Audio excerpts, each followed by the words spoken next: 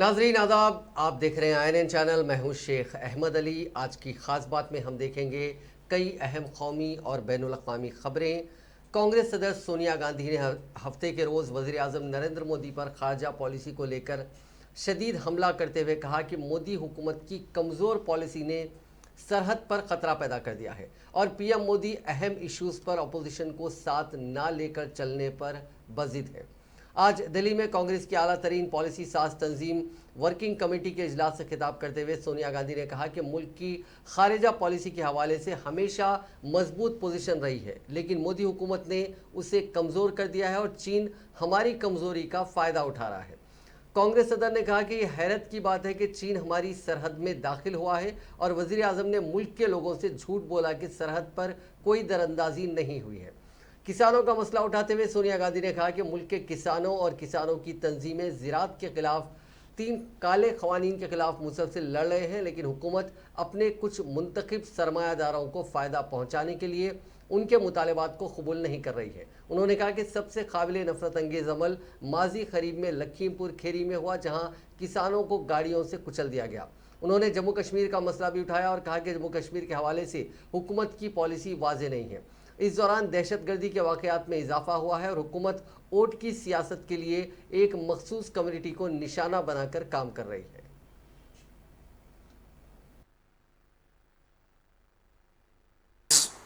Mass awareness and contact program, the party workers may reach up to the maximum number of people and create awareness on the bad handling of economy by the central government and resulted price rise. During the 2-week-long Jan Jagran Abhiyan, all senior office bearers of PCC, DCC, block committees, all frontal organizations, departments and cells will undertake a long padayatra to touch each polling booth. No public meeting but small group meetings will be held to interact with the common people. It has been also decided that for a successful implementation of the mass awareness conduct program, the PCC will set up control rooms in each state and state level trainers will be given 2-3 days training in the AICC. They will further training designated people at district and booth level. CWC also discussed the organization election schedule in detail. The CWC has approved to conduct the organization election in the following schedule.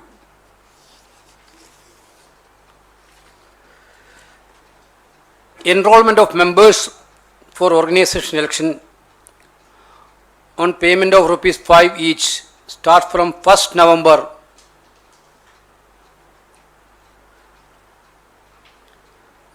That is, it will start on 1st November 2021 to 31st March 2022.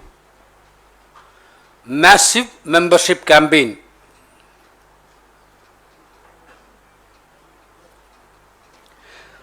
DCC shall publish preliminary mass awareness and contact program. The party workers may reach up to the maximum number of people. इसी CWC की meeting के दौरान कांग्रेस सदर ने party में कुल वक्ती सदर के लिए तंजीमी इंतखाबात कराने का मुतालबा करने वाले कायदीन को मुंह तोड़ जवाब देते हुए कहा कि कांग्रेस वर्किंग कमेटी ने उन्हें 2019 में जो जिम्मेदारी सौंपी है उसमें वो सबको साथ लेकर चली है और पार्टी को मजबूत बनाने के लिए उन्होंने इस जिम्मेदारी को बखूबी अदा किया। उन्होंने कहा कि तंजीम में इंतखाब कराने का मुतालबा पार्टी में हर तरफ से हो रहा है और सबके जज्बात के मुताबिक कांग्रेस की मजबूती के लिए तंजीमी इंतखाबात होने चाहिए, लेकिन पार्टी के तमाम कायदीन और कारकुनों को इससे पहले मुत्तहिद होकर पार्टी के मफादात को सबसे अहम रखते हुए काम करने की ज़रूरत है। सोनिया गांधी ने कहा कि पार्टी में तंजीमी इंतखाबात कराने या दीगर उमूर को पार्टी के अंदर उठाया जाना चाहिए। पार्टी के दाखिली उमूर को अवामी प्लेटफॉर्म्स या मीडिया के जरिए नहीं उठाया जाना चाहिए। उनका कहना था कि उन्होंने एक कुल वक्ती सदर के तौर पर बखूबी अपनी जिम्मेदारी अदा की है और अवामी अहमियत के मसाइल उठाए हैं और उन्हें बगैर सोचे समझे नहीं जाने दिया। पार्टी के लीडरान जो भी कहते हैं उन्होंने उस पर तवज्जो दी, लेकिन मीडिया के जरिए कोई भी बात उनसे नहीं की जा सकती। सोनिया गांधी ने कहा कि कांग्रेस को मजबूत बनाने के लिए सबको मिलकर काम करने और जाती मफादात से खते नज़र पार्टी के मफादात को सबसे अहम मानते हुए काम करने की ज़रूरत है। उन्होंने कहा कि 2019 में कांग्रेस वर्किंग कमेटी ने ही उन्हें उबूरी सदर के तौर पर काम करने की जिम्मेदारी सौंपी थी और वो उस ओहदे पर तब से जिम्मेदारी से काम कर रही हैं और उन्होंने सबको साथ लेकर चलने की कोशिश की है। इसके अलावा कांग्रेस सदर ने पार्टी के तंजीमी इंतखाबात के बारे में कहा कि इस साल जून में ये इंतखाबात कराने का फैसला किया गया था, लेकिन कोरोना वबा की दूसरी लहर की वजह से ये इंतखाबात वक्त पर नहीं हो सके। कोरोना को हराने के लिए हर एक को इसके लिए मुकर्रर करदा जवाबित पर अमल करना था, इसलिए इंतखाबात नहीं हो सकते थे। तंजीम में इंतखाबात होना हर एक का जज्बा है, लेकिन पार्टी कायदीन को इस तरह के मुद्दे तंजीम के अंदर ही उठाने चाहिए। उन्होंने बाद में इस मीटिंग के बाद मीडिया को बताया गया कि कांग्रेस पार्टी के नए सदर का इंतखाब अगले साल सितंबर में होगा, जबकि इसका जो प्रोसेस है वो इसी महीने यानी 1 नवंबर से मेंबरशिप ड्राइव शुरू होगी। उसके बाद अलग अलग मरहलों में ये इंतखाबात होंगे और कांग्रेस का नया सदर सितंबर 2022 में चुना जाएगा। पेट्रोल डीजल की कीमतों में लगी आग थमने का नाम नहीं ले रही है। सरकारी तेल कंपनियों ने आज यानी हफ्ते के रोज लगातार दूसरे दिन इनके दामों में बढ़ोतरी की है। आज दिल्ली में पेट्रोल डीजल की कीमतों में 35 पैसे फी लीटर की बढ़ोतरी हुई। पेट्रोल और डीजल की कीमतें बढ़ने के बाद दिल्ली में पेट्रोल के दाम 105 रुपये 49 पैसे और डीजल के दाम 94 रुपये 22 पैसे फी लीटर पर पहुंच गए। लेकिन हैदराबाद में सबसे ज़्यादा शायद मुल्क में पेट्रोल महंगा हो गया है। हैदराबाद में पेट्रोल की कीमत में 36 पैसे फी लीटर का इजाफा हुआ है और डीजल की कीमत में 38 पैसे फी लीटर का इजाफा हुआ है। इस इजाफे के बाद हैदराबाद में आज पेट्रोल की कीमत 109 रुपये 73 पैसे और डीजल की कीमत 102 रुपये 80 पैसे फी लीटर तक पहुंच गई है। छत्तीसगढ़ की राजधानी रायपुर के रेलवे स्टेशन पर खड़ी ट्रेन में आज सुबह हुए धमाके में सेंट्रल रिजर्व पुलिस फोर्स यानी सीआरपीएफ के 6 जवान जख्मी हो गए। रेलवे और सीआरपीएफ अफसरान से मिली जानकारी के मुताबिक एक स्पेशल ट्रेन सीआरपीएफ की 211 बटालियन के जवानों को लेकर जम्मू जा रही थी। सुबह तकरीबन 6:30 बजे प्लेटफॉर्म नंबर 2 पर खड़ी ट्रेन की एक बोगी में धमाके से अफरा तफरी फैल गई। बताया गया कि सीआरपीएफ के जवान डेटोनेटर और इग्नाइटर सेट एक बोगी से दूसरे बोगी में ले जा रहे थे। इसी दौरान अचानक धमाका हो गया। धमाके के इस वाक़े में 6 जवान जख्मी हो गए। जख्मियों में चवन, विकास, लक्ष्मण, रमेश लाल, रविंदर कर, सुशील और दिनेश कुमार शामिल हैं। इन सभी को इलाज के लिए रायपुर के नारायणा हॉस्पिटल में दाखिल करवाया गया। जख्मियों में हवलदार विकास चौहान को सबसे ज़्यादा चोटें आई हैं।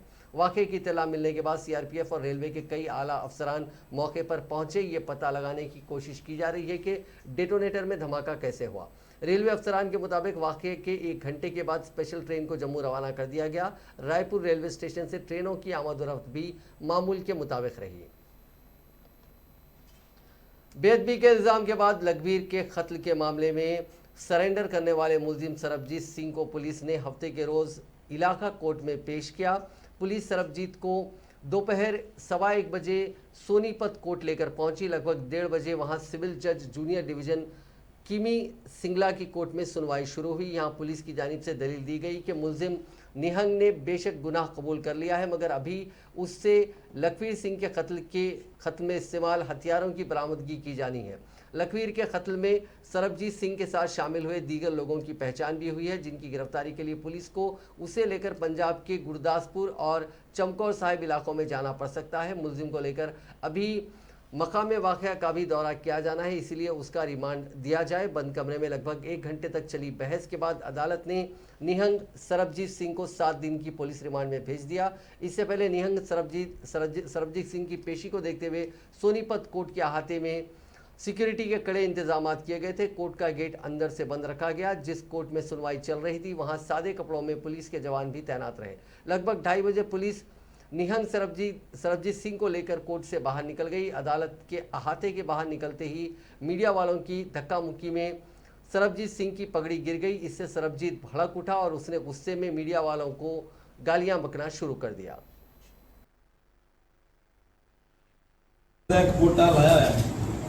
ਤੇ ਮੈਂ ਕਿਹਾ ਵੀ ਜੇ ਧੰਨ ਗੁਰੂ ਗ੍ਰੰਥ ਦੀ ਬੇਅਦਬੀ ਕੀਤੀ ਆ ਤੇ ਇਹ ਜਿੰਦਾ ਹੀ ਫਿਰਦਾ ਕਿ ਸਾਨੂੰ 6 ਸਾਲ ਹੋ ਗਏ ਬੇਅਦਬੀਆਂ ਜਰਦਿਆਂ ਨੂੰ, ਕਦੋਂ ਕਿਤੇ ਕਰ ਦਿੰਦਾ 2 ਮਹੀਨੇ ਕਦੀ 4 ਮਹੀਨੇ ਤੇ ਤੱਕ ਸਾਲ ਤੱਕ ਬੇਅਦਬੀਆਂ ਆ ਗਈਆਂ ਤੇ ਆਹ ਆਪਣੀ ਤਲਵਾਰ ਦੇ ਨਾਲ 3 ਟਾਪੂ ਦੇ ਮਾਰ ਕੇ ਉਹਦੀ ਲੱਤ ਜਿਹੜੀ ਵੱਡੀ ਗਈ। ਉਹ ਤੋਂ ਬਾਅਦ ਫਿਰ ਜਿਹੜੇ ਦਲ ਦੇ ਧੰਨ ਗੁਰੂ ਗ੍ਰੰਥ ਸਾਹਿਬ ਲੈ ਕੇ ਹੀ ਦਸਮ ਗ੍ਰੰਥ ਤੇ ਸਰਬਲ ਗ੍ਰੰਥ ਉਹਨਾਂ ਨੇ ਬਾਬਾ ਬਲਵਿੰਦਰ ਸਿੰਘ ਜੀ ਉਡਰਾਂ ਦਾ ਵਾਲੇ ਮੋਇਆਂ ਵਾਲੇ ਮੰਡੀ ਵਾਲੇ ਉਹਨਾਂ ਦੇ ਬੰਦਿਆਂ ਨੇ ਫਿਰ ਉਹਨੂੰ ਉਹਦੇ ਨਾਲ ਮਾਰ ਦਿੱਤਾ। ਤੇ ਸਾਨੂੰ ਕੋਈ ਗਿਲਾ ਨਹੀਂ ਜੀ, ਧੰਨ ਗੁਰੂ ਗ੍ਰੰਥ ਸਾਹਿਬ ਦੀ ਗੱਲ ਹੀ ਉਹ ਉਹਨੂੰ ਮੁਸਲਮਾਨ ਵੀ ਮੰਨਦੇ ਆ, ਹਿੰਦੂ ਵੀ ਮੰਨਦੇ ਆ, ਬੋਧੀ ਵੀ ਮੰਨਦੇ, ਸਾਰੇ ਮੰਨਦੇ ਆ। ਇੱਕ ਵੋਟਾਂ सिंगू बॉर्डर पर जुमे की सुबह नौजवान के कत्ल को लेकर जो हंगामा शुरू हुआ था वो अब भी जारी है। एक तरफ इस कत्ल को लेकर निहंग सिख लीडर ने खुद सुपुर्दगी कर दी है और दूसरी तरफ किसान मुजाहरे को भी इससे मुतासिर करने की कोशिश हो रही है। इस दरमियान किसान लीडर राकेश टिकैत ने मरकज़ की मोदी हुकूमत पर एक संगीन इल्ज़ाम आयद किया। उन्होंने नौजवान के कत्ल को किसान तहरीक ख़त्म करने की एक साजिश करार दिया। टिकैत ने कहा कि मरकज़ी हुकूमत के लोगों ने उकसाकर नौजवान का कत्ल कराया है। राकेश टिकैत ने एक न्यूज़ पोर्टल से बातचीत के दौरान कहा कि यह कत्ल किसान तहरीक को बदनाम करने की साजिश है। किसान तंजीमों का इस कत्ल से कोई लेना देना नहीं है। उन्होंने मजीद कहा कि हुकूमत ने इंतज़ामिया को किसान तहरीक को बदनाम करने के लिए हज़ारों करोड़ों रुपए दिए हैं। सिंगू बॉर्डर पर जो हुआ वो हुकूमत के उकसावे की वजह से हुआ। इस दौरान किसान लीडर राकेश टिकैत ने उत्तर प्रदेश के लखीमपुर खीरी तशद्दुद वाक़े के ताल्लुक से भी बयान दिया। उन्होंने कहा कि मरकज़ी वज़ीर ममलिकत बराए दाखिला अजय मिश्रा के इस्तीफ़ा तक किसानों की तहरीक जारी रहेगी। जम्मू कश्मीर में दहशतगर्दों ने हफ्ते के रोज़ एक बार फिर बाहरी शहरियों का कत्ल शुरू कर दिया। दहशतगर्दों ने श्रीनगर के ईदगाह इलाके में बिहार के एक रेहड़ी वाले को गोली मार दी। काफ़ी संगीन हालात में उसे श्रीनगर के SMHS अस्पताल ले जाया गया, जहां डॉक्टरों ने उसे डेड डिक्लेयर कर दिया। मारे गए शख्स का नाम अरविंद कुमार शाह है। दूसरे वाक़े में दहशतगर्दों ने हफ्ते को ही पुलवामा में सगीर अहमद नाम के एक शख्स को गोली मार दी, जिससे उसकी मौत हो गई। यूपी का रहने वाला सगीर मिस्त्री का काम करता था। पुलवामा के ही काकापुरा में सिक्योरिटी फोर्सेस को निशाना बनाकर ग्रेनेड हमला भी किया गया। इस वाक़े के बाद सिक्योरिटी फोर्सेस मौके पर पहुंच गए और इलाके में तलाशी मुहिम शुरू कर दी। कश्मीर में 2 अक्टूबर से अब तक दहशतगर्दों ने 8 आम शहरियों का कत्ल कर दिया है। मरकजी हुकूमत बिना इलेक्शन जीते ही आधे पंजाब पर राज करना चाहती है। ये बहस इसलिए है क्योंकि बॉर्डर सिक्योरिटी फोर्स का दायरा इख्तियार बॉर्डर से 50 किलोमीटर तक बढ़ा दिया गया है। पंजाब के लिहाज से ये बात सिर्फ सियासी चर्चा पर नहीं, क्योंकि जोग्राफिकल आंकड़े भी इसे सही ठहराते हैं। सीधे तौर पर पाकिस्तान से जुड़े 7 ज़िले मरकज़ के कंट्रोल में आ गए हैं। वहीं पंजाब असेंबली इंतखाबात के ऐलान से 3 महीने पहले नशे का सबसे बड़ा मुद्दा मरकज़ की मुट्ठी में है। पंजाब के सियासी पहलू के लिहाज से ये कैप्टन अमरिंदर सिंह जो कि साबिक़ वज़ीर आला है, ये उनकी बड़ी जीत है। मरकज़ के फैसले से पंजाब की नई चरणजीत चन्नी की हुकूमत कमज़ोर हो गई है। अगर हम जोग्राफिकल एरिया देखें तो पंजाब का total land area 50,362 square kilometre है। पंजाब का 600 किलोमीटर एरिया पाकिस्तान से जुड़ा हुआ है। अगर इसके 50 किलोमीटर दायरे को देखें तो करीब 25,000 स्क्वायर किलोमीटर एरिया अब BSF के कंट्रोल में है, जिसमें पंजाब के 7 बड़े ज़िले अमृतसर, गुरदासपुर, तरनतारन, फिरोजपुर, फाजिलका, पठानकोट आ रहे हैं। वहीं फरीदकोट, मुख्तसर, मोगा, कपूरथला और जालंधर का कुछ हिस्सा इस दायरे में आ गया है या आ जाएगा। इनके शहर से लेकर गांवों तक अब BSF का कंट्रोल होगा। पंजाब में BSF अभी तक पाकिस्तान से जुड़े बॉर्डर तक महदूद थी। एक्सपर्ट्स बताते हैं कि अब 50 किलोमीटर के अंदर BSF को पुलिस जैसे इख्तियारात मिल गए हैं। BSF यहाँ कभी भी रेड या सर्च कर सकती है, किसी को भी गिरफ्तार कर सकती है, कुछ भी बरामद कर अपने साथ ला सकती है। इसके लिए मजिस्ट्रेट से किसी तरह के वारंट की ज़रूरत नहीं रहेगी। अभी तक कोई इनपुट मिलता था तो BSF उसे पंजाब पुलिस से शेयर करती थी, अब ऐसा नहीं होगा। BSF को NDPS एक्ट, पासपोर्ट एक्ट और कस्टम्स एक्ट में ये छूट मिल गई है कि वो सीधे कार्रवाई करे। पंजाब पुलिस के एक अफसर बताते हैं कि BSF को पंजाब पुलिस जैसे इख्तियारात मिले हैं, लेकिन इसके आगे खतरे भी हैं। अभी तक BSF पुलिस की मदद से कहीं कार्रवाई करती और फिर बॉर्डर पर लौट जाती थी। अब BSF उसी एरिया में रियासत की पुलिस की तरह अलग से कार्रवाई करेगी। नए ओहदेदार के बाद, नए इख्तियारात के बाद उन्हें लोकल पुलिस के साथ की ज़रूरत नहीं है। ऐसे में कार्रवाई को लेकर उनका दही इलाकों और लोकल पुलिस से टकराव हो सकता है। मरकजी हुकूमत ने वेस्ट बंगाल, पंजाब और आसाम में बॉर्डर सिक्योरिटी फोर्स की जांच का दायरा बढ़ा दिया है। बीएसएफ बॉर्डर से 15 किलोमीटर के बजाय 50 किलोमीटर के अंदर किसी की भी जांच कर सकती है, मुश्तबा अफराद को गिरफ्तार कर सकती है। उसे इसके लिए किसी की परमिशन लेने की जरूरत नहीं है। वेस्ट बंगाल की ममता हुकूमत इस बदलाव के बाद मुखालिफत में उतर गई है। दरअसल बंगाल 2216 किलोमीटर की इंटरनेशनल बॉर्डर बांग्लादेश के साथ शेयर करता है। बंगाल के 9 जिले कुछ Bihar, north Dinajpur, south Dinajpur, Malda, Murshidabad, Nadia, north 24 Pargana, Kolkata north, south 24 Pargana Bangladesh border से लगे हुए हैं।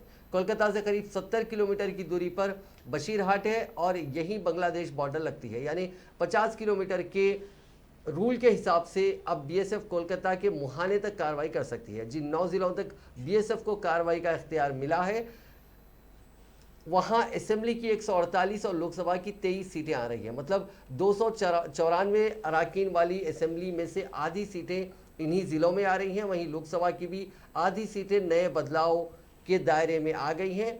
इसी वजह से टीएमसी इसकी जमकर मुखालिफत कर रही है। उसे लगता है कि मरकज़ के इशारे पर बीएसएफ कार्रवाई करेगी और इससे पुलिस के इख्तियारात कम होंगे।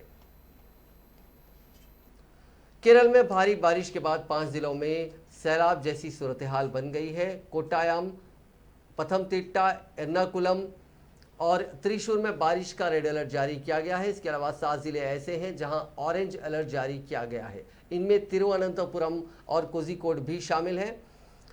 कोट्टायम जिले के कुटिकल में लैंडस्लाइड से 3 लोगों की मौत हो गई है। इनकी लाशें बरामद कर ली गई हैं, जबकि 14 लोग लापता हैं। जानकारी के मुताबिक ये वाकया पल्लापल्ली में हुआ। यहाँ 3 घरों को भी नुकसान पहुंचा है। सोशल मीडिया पर कुछ वीडियोस भी वायरल हो रहे हैं जिसमें केरल के जिलों में सैलाब के हालात दिखाए गए हैं। इनमें साफ दिख रहा है कि सड़कों पर पानी भरा हुआ है और लोग उसमें फंसे हुए हैं। जिन 5 जिलों में भारी बारिश हो रही है उनमें कोट्टायम भी शामिल है। यहाँ एक वीडियो सामने आया जिसमें लोग एक कार को धक्का देते हुए गहरे पानी से बाहर निकाल रहे हैं। इसके अलावा एक वीडियो और सामने आया है जिसमें बस डूब रही है और लोग किसी तरह उसे बाहर निकाल रहे हैं।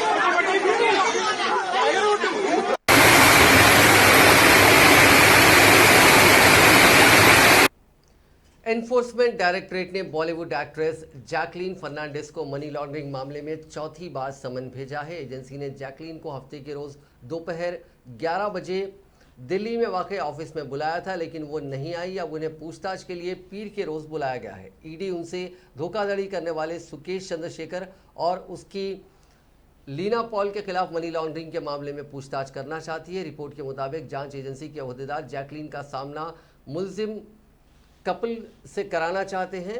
फोर्टिस हेल्थकेयर के प्रमोटर शिविंदर सिंह के खानदान से करीब 200 करोड़ रुपए ठगने के इल्जाम में चंद्रशेखर और पॉल पहले ही गिरफ्तार हैं।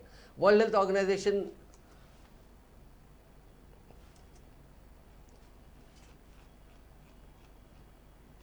अब नजर डालते हैं कोरोना के आंकड़ों पर। पिछले 24 घंटों में कोरोना के 5,05,002 नए मामले सामने आए हैं और इसी दौरान 7,602 अफराद की मौत हुई है।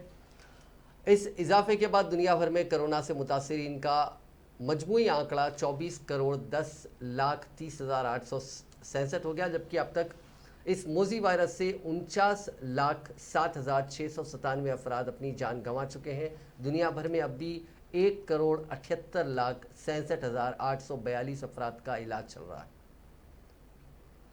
हिंदुस्तान में कोरोना इन्फेक्शन के यौमिया मामलात में कमी और इस बीमारी को शिकस्त देने वालों की तादाद में मुसलसिल इजाफे के दरमियान शिफायाबी की शरह बढ़कर 98.08% हो गई। इस दरमियान मुल्क में जुमे के रोज़ 8,36,118 अफराद को कोरोना के टीके लगाए गए और अब तक जुमला 97,23,77,045 अफराद को वैक्सीन दी जा चुकी है। मरकज़ी वजारत सेहत की जानिब से हफ्ते की सुबह जारी करदा आदाद-ओ-शुमार के मुताबिक गुज़िश्ता 24 घंटों में कोरोना के 15,981 नए केसेस की तस्दीक हुई, जिसकी वजह से मुतासर अफराद की तादाद बढ़कर 3,40,53,573 हो गई। इसी दौरान 17,861 मरीजों की सेहतयाबी के बाद कोरोना से पाक होने वालों की तादाद बढ़कर 3,33,99,961 हो गई।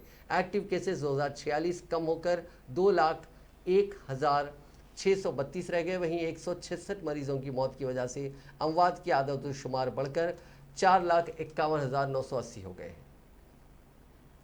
साबिक़ वज़ीर-ए-आज़म मनमोहन सिंह की बेटी दमन सिंह ने उनके वालिद के इलाज के दौरान की तस्वीर मीडिया में आने पर कड़ा एतराज़ जताया है। एक अखबार को दिए बयान में दमन सिंह ने कहा कि मेरे पेरेंट्स मुश्किल हालात का सामना कर रहे हैं। वो बुज़ुर्ग लोग हैं, चिड़ियाघर के जानवर नहीं हैं। दरअसल मनमोहन सिंह का दिल्ली के एम्स में इलाज चल रहा है। मरकज़ी वज़ीर सेहत मनसुख मांडविया जुमे के रोज़ उनका हालचाल जानने के लिए अस्पताल पहुंचे थे। मांडविया ने इस मुलाकात की तस्वीरें सोशल मीडिया पर शेयर की थी। वहीं न्यूज़ चैनलों पर कुछ वीडियोस दिखाई दिए जिनमें मनमोहन सिंह बिस्तर पर लेटे हुए नजर आ रहे हैं और उनकी बीवी गुरशरण कौर उनके पास खड़ी है। दमन ने कहा कि मेरे वालिद का एम्स में डेंगू का इलाज चल रहा है, उनकी हालत स्टेबल है, लेकिन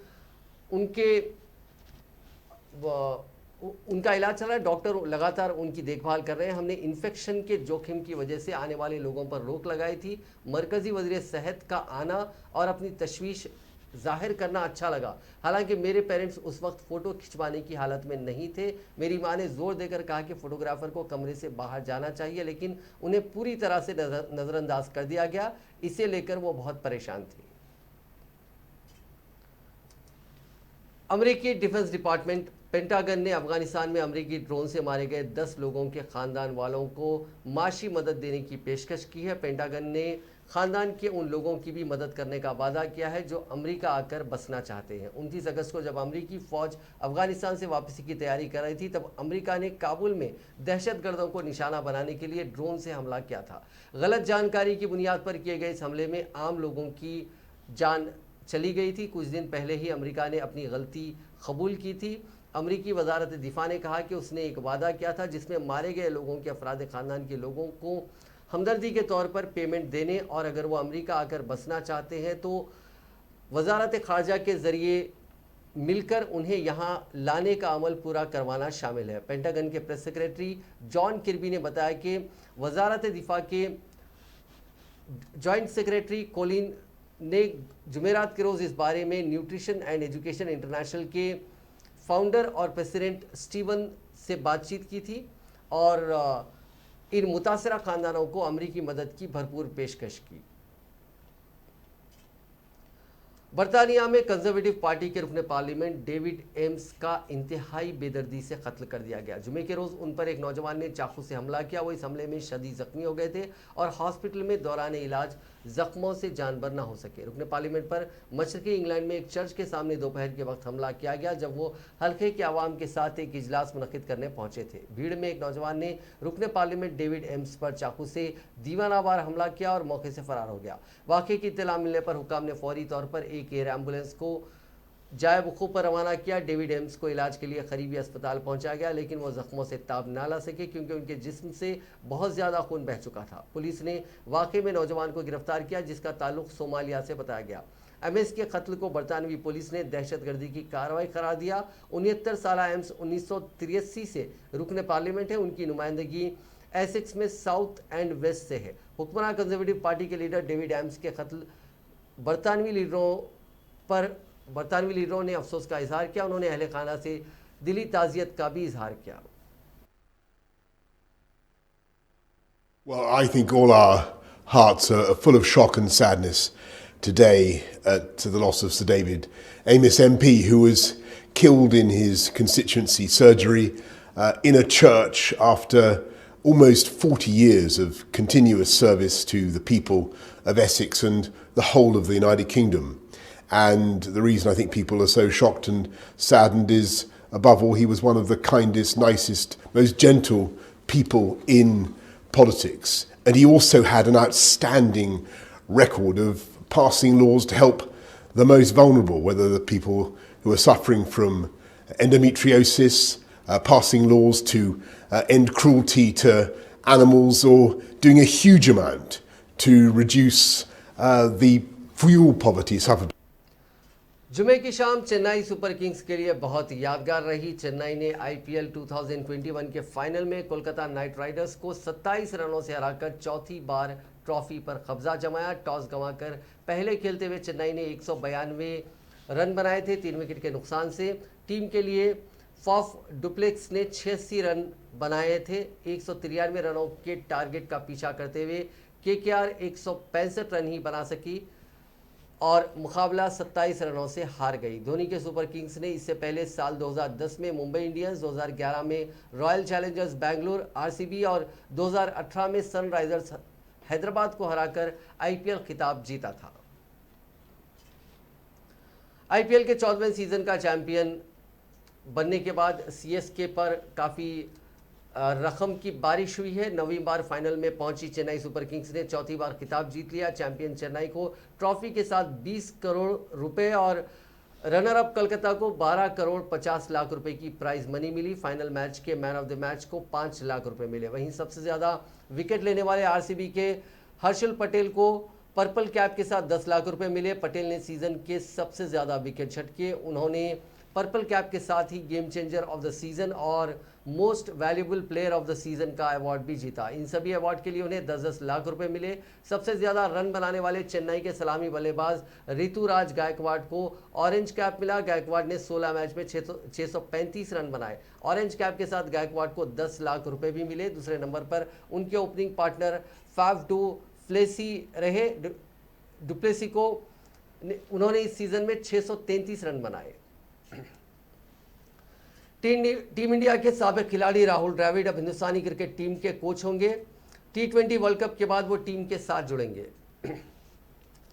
एक रिपोर्ट के मुताबिक जुमे के रोज आईपीएल फाइनल के दौरान द्रविड़ कोच बनने के लिए राजी हो गए। दुबई में बीसीसीआई के सदरनशीन सौरव गांगुली और सेक्रेटरी जय शाह ने द्रविड़ के साथ मीटिंग की और उन्हें T20 वर्ल्ड कप के बाद टीम के साथ जुड़ने को कहा। द्रविड़ 2023 वर्ल्ड कप तक टीम के कोच बने रहेंगे। द्रविड़ के अलावा पारस महावरे को बॉलिंग कोच चुना गया। उनका टर्म भी 2023 के वर्ल्ड कप तक होगा। द्रविड़ अभी नेशनल क्रिकेट एकेडमी के सदरनशीन है।